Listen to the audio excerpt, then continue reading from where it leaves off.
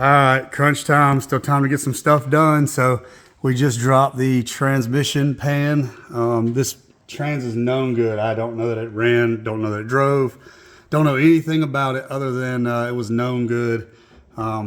Initial thoughts dropping the pan. Fluid actually looks pretty red, so it's either changed recently or what they said is correct, and it was a known good trans.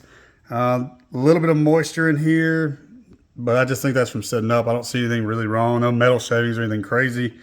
We're going to swap from this pan. We have a new pan over here. We new filter, new pan, new gasket, and also drain plug on this one. So we're going to get that swapped out and get some new fluid in it for when we do crank it. And I'm not really worried about the trans now. So that takes one thing off the shelf for a power tour. So get this button back up and keep on moving with some other stuff. All right, there it is. New hot wire harness is in. Mine's this little frayed ground right here. Really don't see any problems with it. There's splices in here where the ignition switch is, which I was told about. So no big deal. We might cover that. We might fix that a little bit better, but everything looks to be intact other than that. So we're gonna get it swapped out. Shouldn't take terribly long, but never know. May get in here and find something else I don't want to see. Okay, new harness is all in, with the exception of like 3 or 4 wires that don't really make any sense where they go, and also they're chopped up or the ends aren't on them, or it may not even go to this car.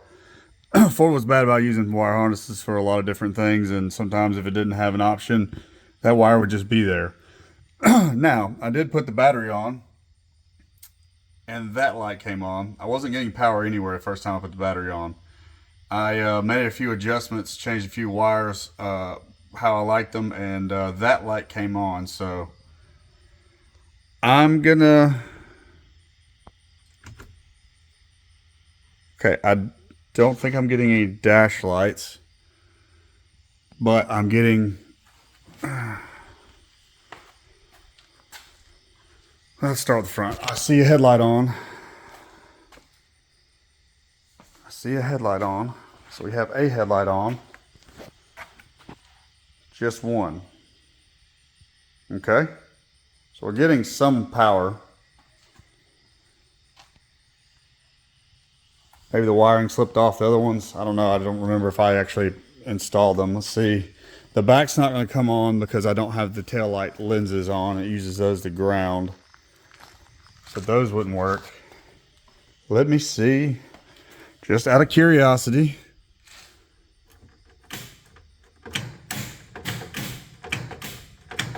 All right, I'm getting power to the solenoid. So, ideally, if I can figure out what's going on with the lights, and I have ignition power because it's clearing. So if I can figure out what's going on with the lights and then hook the sniper up, we should be running, which would leave me only with the finishing the bleeding the brakes to have it running and driving. So that's pretty sweet. The whole one headlight thing's got me kind of worried though, but I guess we'll start working on it. It's got to be a ground or something going on, but we'll start working on it. Go backtrack from there. Well, we keep having things happen. I've got power to the ignition. I've got power to the headlights, but no brake light power still. I'm about to try to work on that. We do. Let's see if I can show you.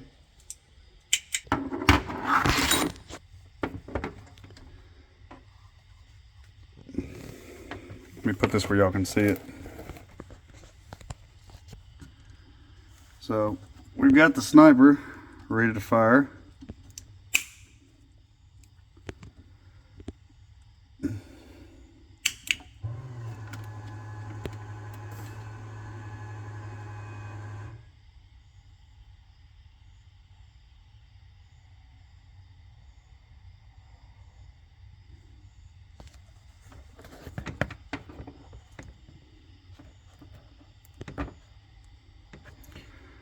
Well, that means we're ready to start.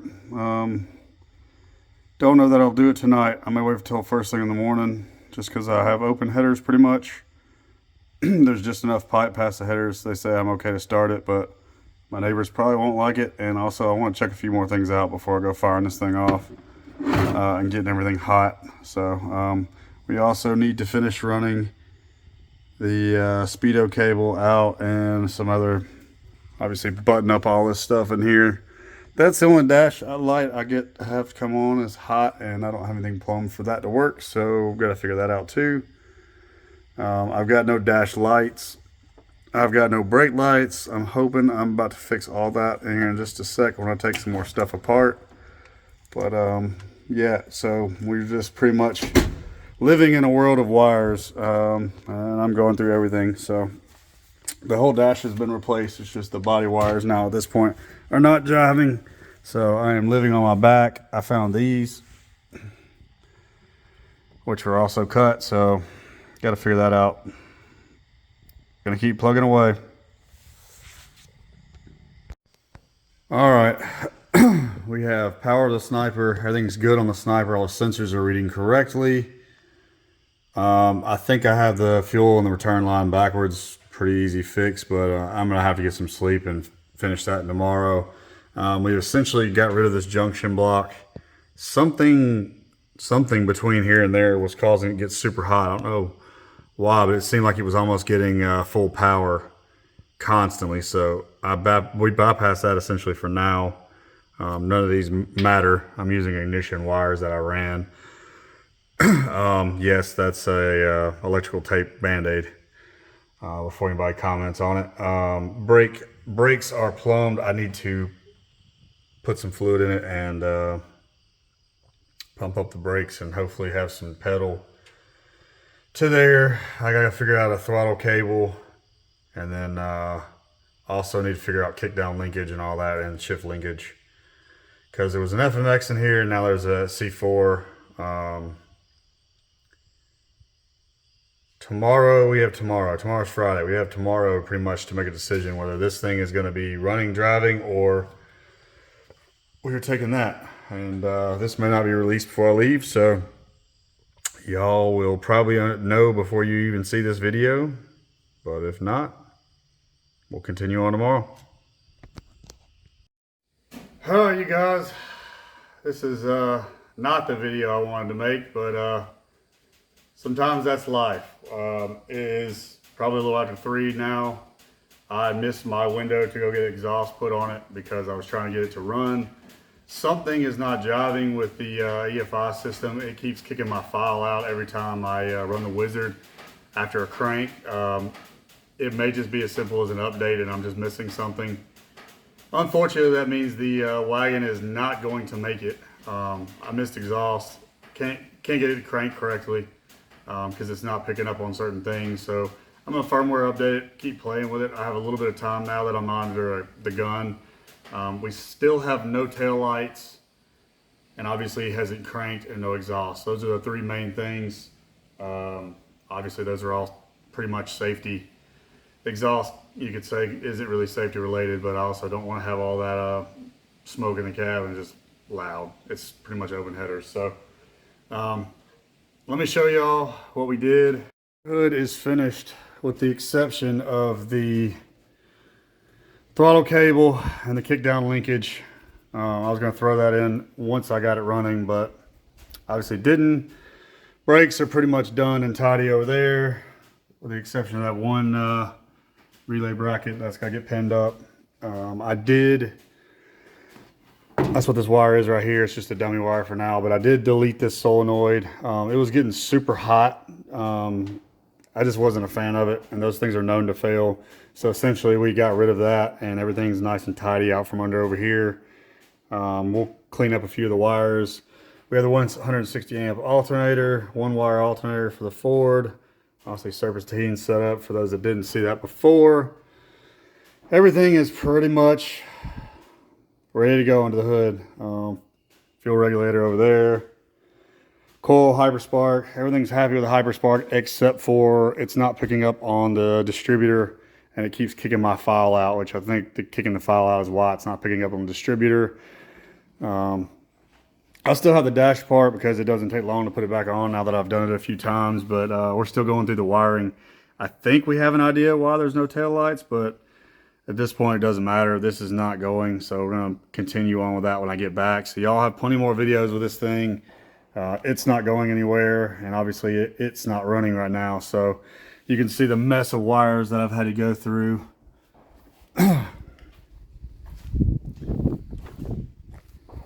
Oh yeah, and the tonneau system works now, so whole fuel cell, all the wiring. We have this. The hinge is a little sticky. I gotta fix that, but that gives you guys an idea of what it kind of looks like. And obviously that panel goes over here, but yeah, the hinge is kind of stuck, so I'll have to mess with that as I go, but that's pretty cool. Hides all that, makes it look factory. We obviously got a new tag now for kind of no reason, but it's on there. Obviously still diagnosing why the taillights aren't working. We have, you can't see because of sunlight, but pretty much all the list is crossed off with the exception of shift linkage, rear window rebuilt, cranking it obviously, seat belts, which I was going to put back in when I put the seat back in, and yeah, that's pretty much it. So it's close to being ready, but also too far away for me to try to work on it and get it running and no shakedown runs before I leave. So as much as I'd love to push it and get this thing running overnight, I think I'm just going to drive myself crazy. For you, those of you that was talking about the wiring, this is the whole harness. Obviously I cut where I didn't need as I replaced stuff. So like that was one big chunk. The major chunk that was missing is dead nuts after the fuse panel over here, and then a section behind the instrument cluster. So this is the old one. Pretty much just gonna throw it away.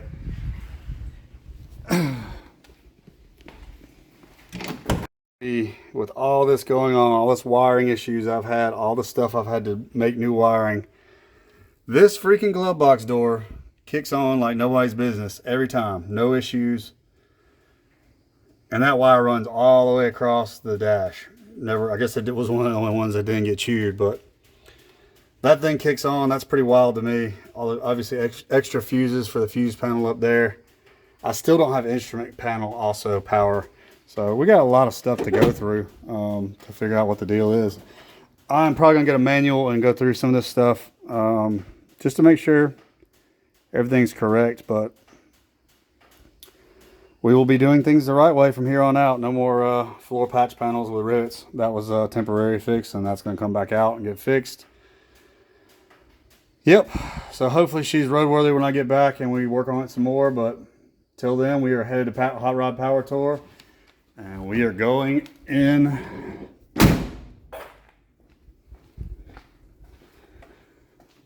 this C6 Corvette. So if you see me, be sure to say hey. I'm going to bring some koozies and stickers with me.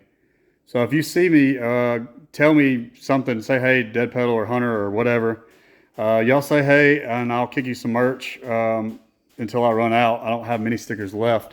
But it is dirty. So I'm going to spend probably tomorrow morning cleaning this thing up real good and making sure everything's good on it. Putting it up in the air, check on everything else before I leave.